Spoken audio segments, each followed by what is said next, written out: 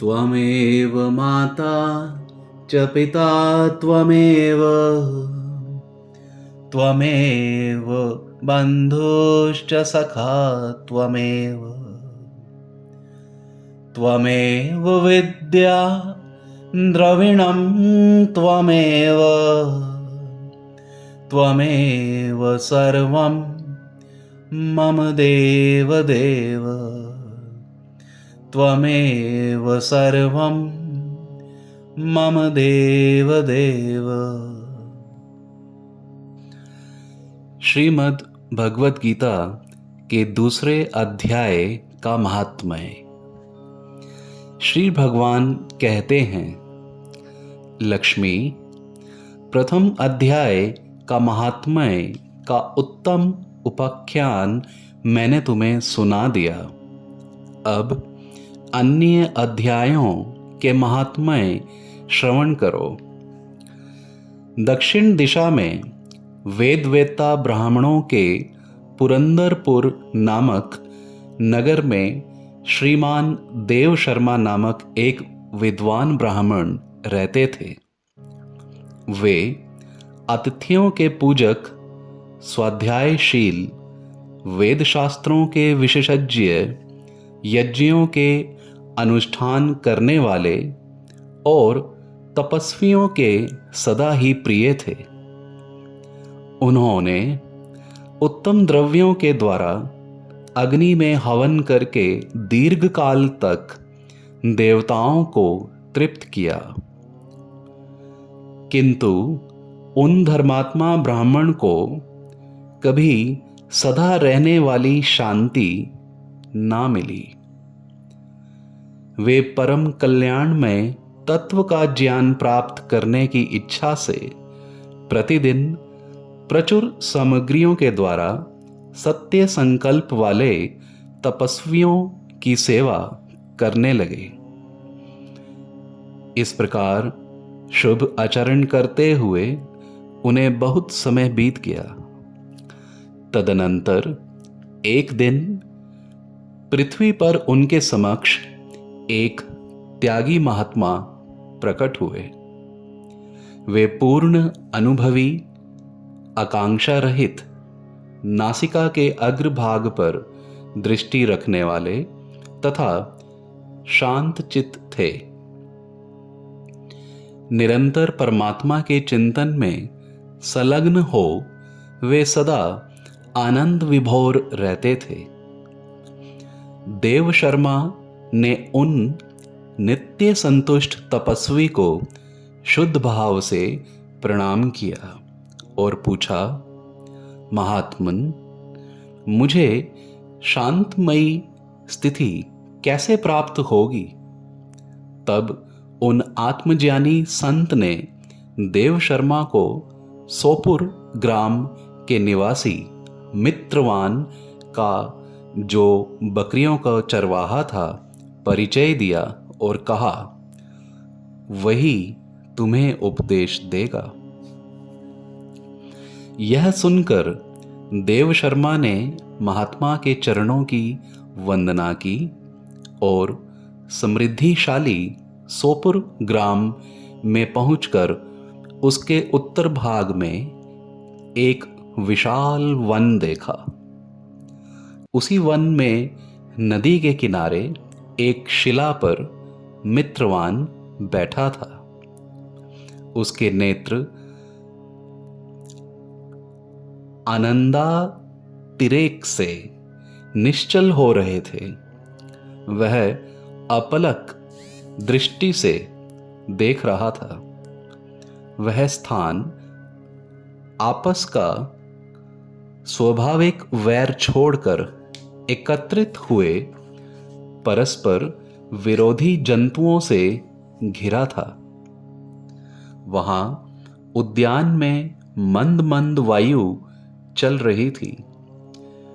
मृगों के झुंड शांत भाव से बैठे थे और मित्रवान दया से भरी हुई आनंदमयी मनोहारिणी दृष्टि से पृथ्वी पर मानो अमृत छिड़क रहा था। इस रूप में उसे देखकर देव शर्मा का मन प्रसन्न हो गया। वे उत्सुक होकर बड़ी विनय के साथ मित्रवान के पास गए। मित्रवान ने भी अपने मस्तक को किंचित नवाकर देव शर्मा का सत्कार किया। तदनंतर विद्वान देव शर्मा अनन्य चित्त से मित्रवान के समीप गए और जब उसके ध्यान का समय समाप्त हो गया, उस समय उन्होंने अपने मन की बात पूछी। महाभाग, मैं आत्मा का ज्ञान प्राप्त करना चाहता हूं। मेरे इस मनोरथ की पूर्ति के लिए मुझे किसी ऐसे उपाय का उपदेश कीजिए जिसके द्वारा सिद्धि प्राप्त हो चुकी हो। देव शर्मा की बात सुनकर मित्रवान ने एक क्षण तक कुछ विचार किया। उसके बाद इस प्रकार कहा, विद्वन, एक समय की बात है, मैं वन के भीतर बकरियों की रक्षा कर रहा था। इतने में ही एक भयंकर व्याघ्र पर मेरी दृष्टि पड़ी, जो मानो सबको ग्रास लेना चाहता था। मैं मृत्यु से डरता था, इसलिए व्याघ्र को आते देख बकरियों के झुंड को आगे करके वहां से भाग चला। किंतु एक बकरी तुरंत ही सारा भय छोड़कर नदी के किनारे उस बाघ के पास बेरोक टोक चली गई।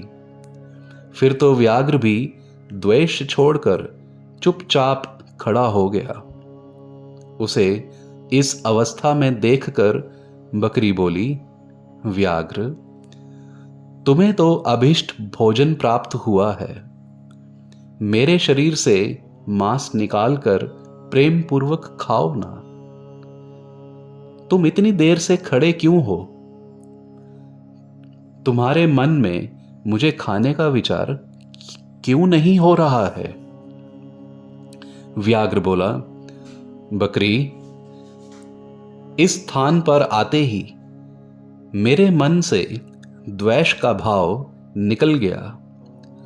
भूख प्यास भी मिट गई, इसलिए पास आने पर भी अब मैं तुझे खाना नहीं चाहता। व्याघ्र के यों कहने पर बकरी बोली, ना जाने मैं कैसे निर्भय हो गई हूं, इसमें क्या कारण हो सकता है? यदि तुम जानते हो तो बताओ। यह सुनकर व्याघ्र ने कहा, मैं भी नहीं जानता। चलो सामने खड़े हुए इस महापुरुष से पूछें।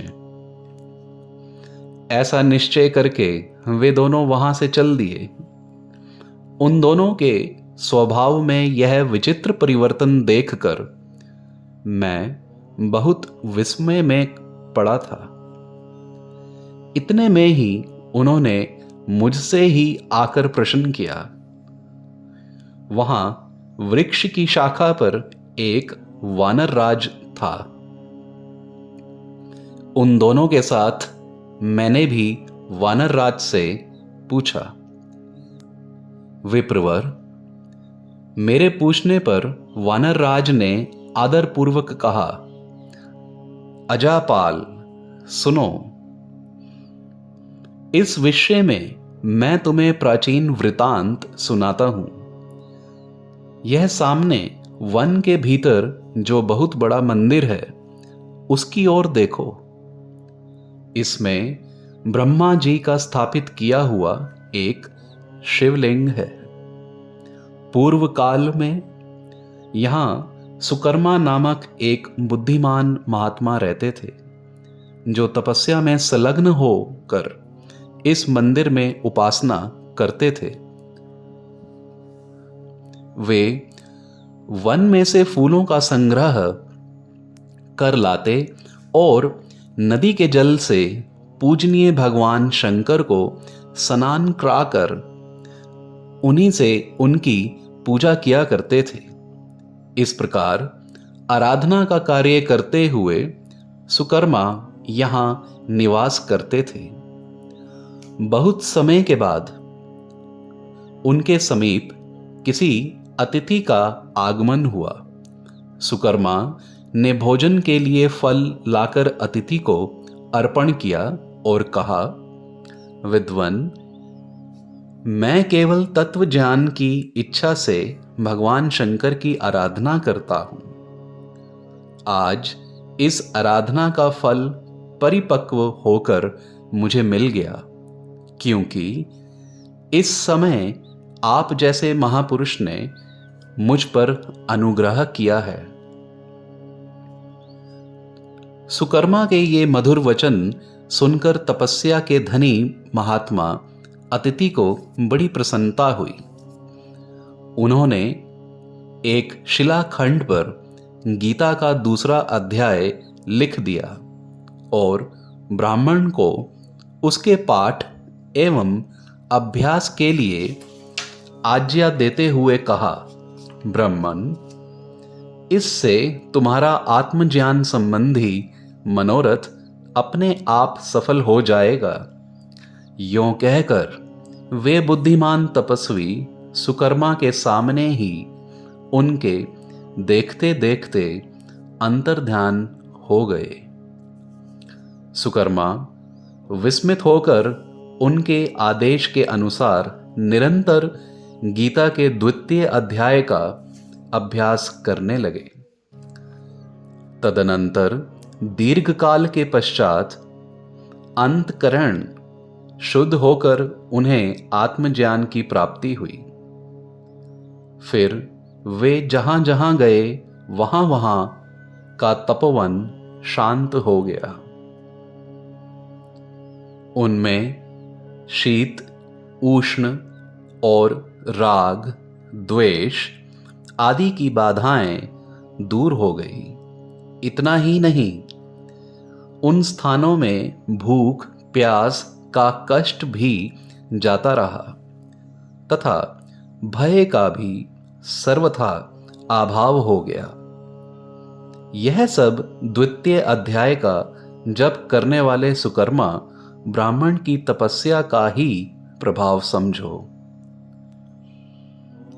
मित्रवान कहता है, वानरराज के यों कहने पर मैं प्रसन्नतापूर्वक बकरी और बाघ के साथ उस मंदिर की ओर गया। वहां जाकर शिलाखंड पर लिखे हुए गीता के द्वितीय अध्याय को मैंने देखा और पढ़ा। उसी की आवृत्ति करने से मैंने तपस्या का पार पा लिया है। अतः भद्रपुरुष, तुम भी सदा द्वितीय अध्याय का ही आवृत्ति किया करो। ऐसा करने पर मुक्ति तुमसे दूर नहीं रहेगी। श्री भगवान कहते हैं, प्रिय, मित्रवान के इस प्रकार आदेश देने पर देव शर्मा ने उसका पूजन किया और उसे प्रणाम करके पुरंदरपुर की राह ली। वहां किसी देवालय में पूर्वोक्त आत्मज्ञानी महात्मा को पाकर उन्होंने यह सारा वृतांत निवेदन किया और सबसे पहले उन्हीं से द्वितीय अध्याय को पढ़ा। उनसे उपदेश पाकर शुद्ध अंतःकरण वाले देव शर्मा प्रतिदिन बड़ी श्रद्धा के साथ द्वितीय अध्याय का पाठ करने लगे। तब से उन्होंने अनवद्य अर्थात प्रशंसा के योग्य परम पद को प्राप्त कर लिया। लक्ष्मी, यह द्वितीय अध्याय का उपाख्यान कहा गया। ओम। त्वमेव माता च पिता त्वमेव, त्वमेव बन्धुश्च सखा त्वमेव, त्वमेव विद्या द्रविणं त्वमेव त्वमेव सर्वं मम देवदेव त्वमेव सर्वं मम देवदेव।